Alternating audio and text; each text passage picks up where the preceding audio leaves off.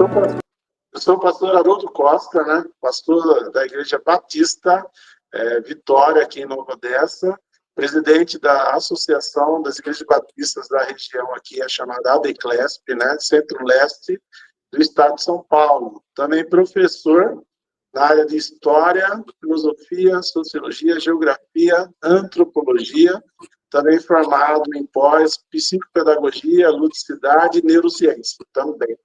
Essa é a minha formação, onde eu trabalho, né? Trabalho dando aula em faculdade e também em escolas particulares.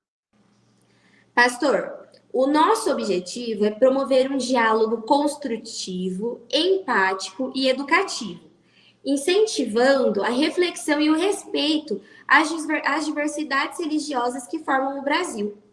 Então, eu vou iniciar algumas perguntas, tá? Eu gostaria de saber, inicialmente, como o pastor define intolerância religiosa e de que maneira percebe suas manifestações no cotidiano.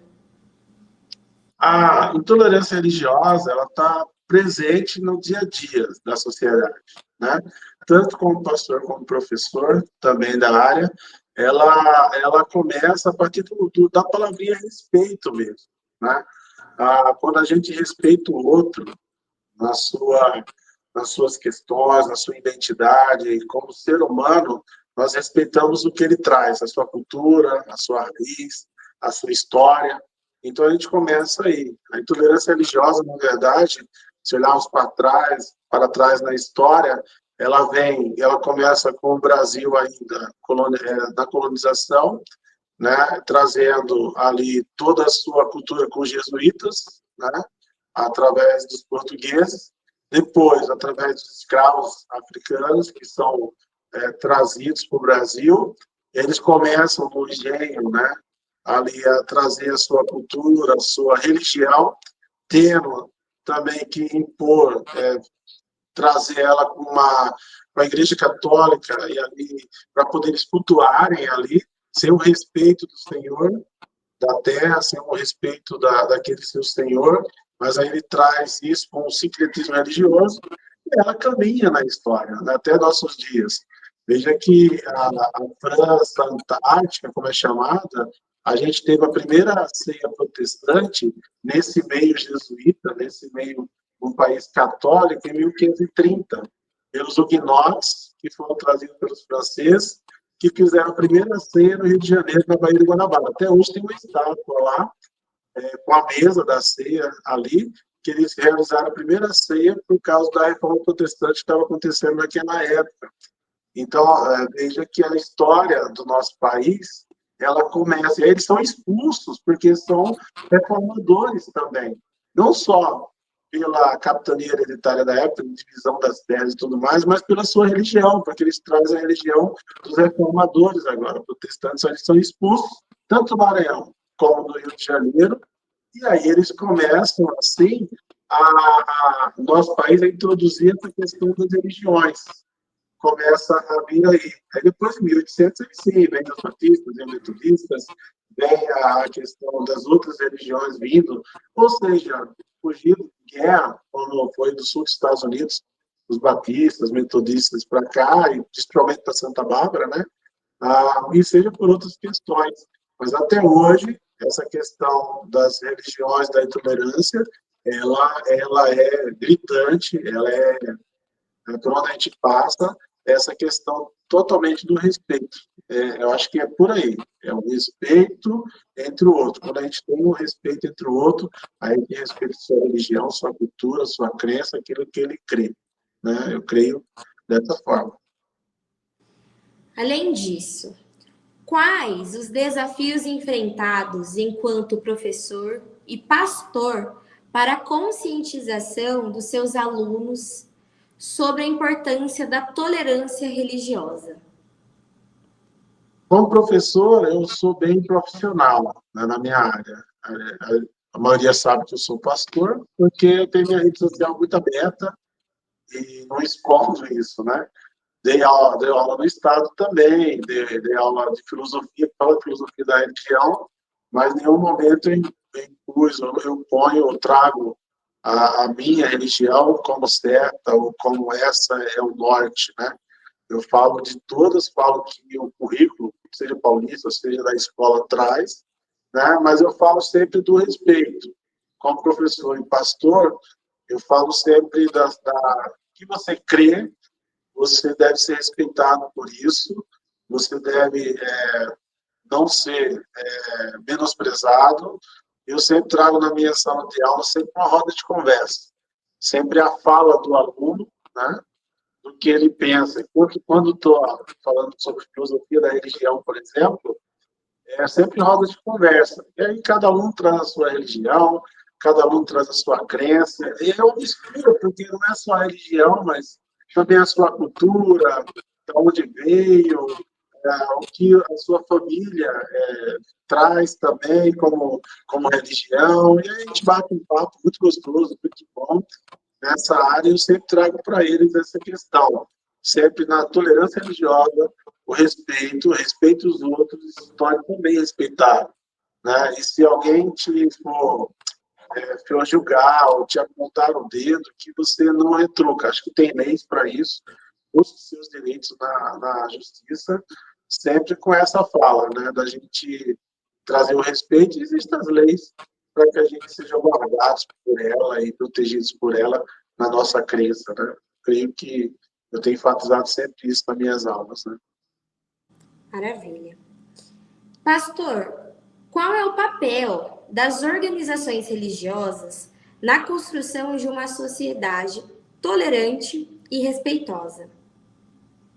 O papel da religião, ela vem para proclamar, sempre a religião, ela tem o seu foco, o amor, o respeito, o carinho, né? Ela vem trazendo essa questão. A missão da religião é trazer o conforto do ser humano, o afago, o ombro amigo, nessa sociedade tão caótica, né? Um mundo tão maldoso que a gente vive. E formar caráter. Eu acho que esse é o principal das nossas igrejas, das religiões, formar um caráter. Creio que se adolescentes, crianças, jovens começarem com a igreja dos seus pais, com a religião dos seus pais, aquilo que eles creem, eu creio que a gente teria uma sociedade muito diferente, tá? Porque sempre a religião ela traz isso, né? Principalmente família, amor, carinho, afago, sempre esse tom, né?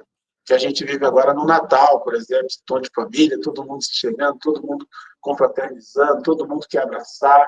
Então, eu creio que é essa a missão da religião, né? Eu creio que é esse o papel dela, como religião. Eu acho que é isso. Eu acho que as religiões ela vêm para formar caráter, formar pessoas melhores e trazer uma sociedade melhor do que a gente tem, né? Vencendo essa maldade, essa questão, esse mundo pecaminoso, caótico que a gente vive. Eu acho que a religião traz esse cerne, esse norte para a gente. Ótimo. Pastor Haroldo, como professor e presidente da Associação Batista Centro-Leste do Estado de São Paulo, qual conselho, qual mensagem você deixa aqui para as pessoas que estão nos acompanhando? Eu trago que, no nosso assunto, que é tolerância religiosa, eu trago que a gente deve respeitar o outro como humano, como pessoa, né? Trazendo sempre essa questão do caráter, de formação de uma pessoa melhor. Acredito que a gente pode mudar a nossa sociedade. Eu acredito que não está perdido ainda. Eu acho que a gente pode trazer mudanças a partir da nossa própria vida. Eu acho que a gente, hoje, a internet, as redes sociais, esses meios que a gente tem, que é tão bom, tão maravilhoso, que a gente podia aproveitar mais esses meios, a gente poderia usar mais esses meios para a gente aprimorar e trazer mensagens, palavras e informações para essas pessoas que elas possam enxergar o mundo de outra forma. Hoje a gente vive um mundo com pessoas muito com depressão, o alto índice de suicídio, o alto índice de pessoas desesperadas, o alto índice de pessoas ansiosas, né? Eu tenho alunos 13, 12, 11 anos, 10 anos com crise de ansiedade, de choro, que sai da sala chorando. Isso é falta de quê?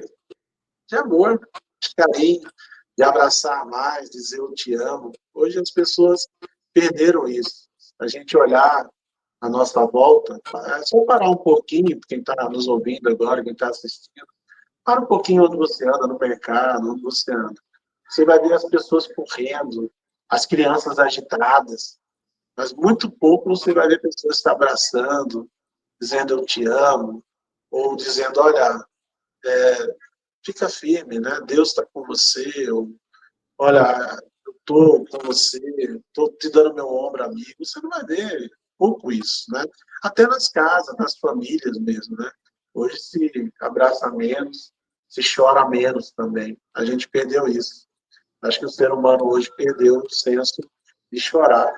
O coração está tão pedrado de tanta coisa que vê, até na internet, na televisão, morte, sangue, é isso, é política, é tudo isso, e as pessoas estão criando uma casca, né? Eu acho que a gente precisa chorar mais, né? Eu sou chorão por vida, né? Eu acho que a gente chorar pelo outro, né? Quando a pessoa está morador de rua, está caído lá, eu choro. Eu choro porque é humano estar ali. Não é um drogado, não é uma pessoa. Ele escolheu, tudo bem, mas ele carece do amor e da graça do Deus, nosso Deus, de pessoas que abracem, né? Quantas pessoas saíram da rua por causa de um abraço? Né?